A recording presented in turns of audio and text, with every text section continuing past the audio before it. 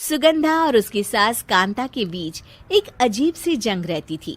ये जंग थी किचन में कौन ज्यादा अच्छा काम करेगा और घर के सदस्यों के दिल जीतेगा। और उनकी इस जंग में हमेशा कुर्बान होते थे उनके दोनों पति। कैसे? आइए देखते हैं इस किचन पॉलिटिक्स की कहानी में। एक दिन किचन में, माँ जी, आज मैं बना रही हूँ मेथी की सब्जी। इस खाने से घर वालों के पेट की सारी समस्या खत्म हो जाएगी। और मैं बना रही हूँ तड़के वाली छाछ, जिसे पीते ही गैस की समस्या कभी नहीं होगी। दोनों अपने अपने खाने को लेकर टेबल पर पहुँच जाती हैं। तभी सुगंधा के ससुर उसकी बनाई सब्जी की तारीफ कर देते हैं। अरे वाह, मेथी की सब्जी भी बनी है, बड़ी ही स्वादिष्ट है। वाह बहू वाह। अरे बहू, लेकिन इसमें इतनी सारी मेथी बर्बाद करने की क्या जरूरत थी?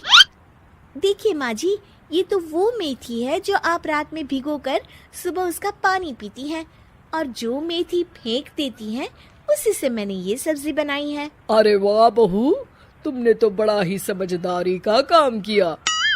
बस अब क्या था, कांता जी का तो मानो ये सुनकर खून ही सूख गया। वो फैसला कर लेती है कि किसी भी तरह वो अपने खाने की तारीफ लेकर ही रहेगी और सुगंधा को किचन में उसकी कमियां गिनाएगी। कांता फ्रिज खोलकर देख रही होती है और फिर सुगंधा से कहती है, अरे बहू, ये क्या, पूरा फ्रिज गंदा पड़ा है। तभी वहाँ सुगंधा का पति आ जाता है। वो सुगंधा को डांट कर कहता है, सुगंधा, तुम्हें कितनी बार कह रखा है कि वायरस फैल रहा है, साफ सफाई का पूरा ख्याल रखना है, लेकिन तुम किचन में इतनी गंदगी रखोगी तो कैसे चलेगा। सुगंधा सास की तरफ देखती है जहाँ वो मुस्कुरा रही होती है। सुगंधा समझ जाती है कि सास ने उससे बदला लेने के लिए ये सब किया है।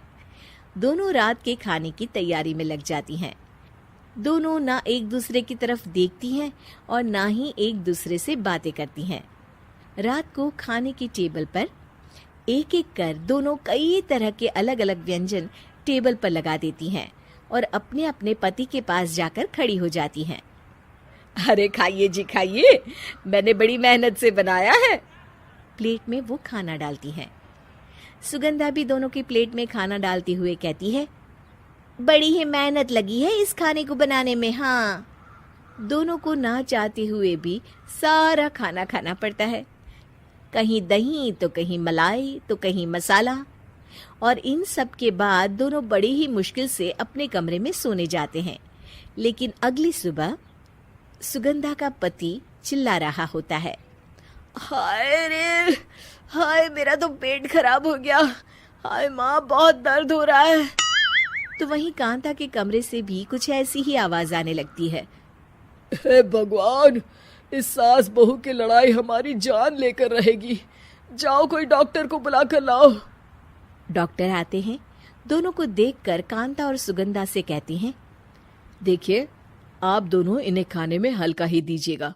हो सके तो रात का खाना जल्दी खाया करे और वॉक किया करे। इतना कहकर डॉक्टर वहां से चले जाते हैं।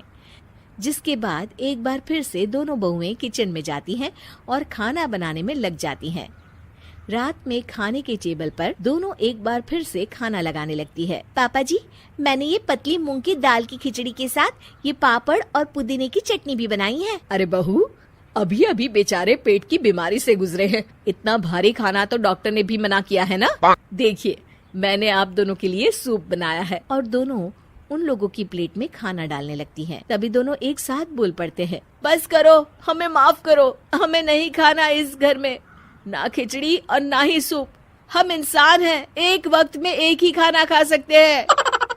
बस करो, हमें माफ करो, हमें नहीं खाना इस घर में ना खिचड़ी और ना ही सूप। हम इंसान हैं, एक वक्त में एक ही खाना खा सकते हैं। इतना कहकर वो दोनों वहां से चले जाते हैं।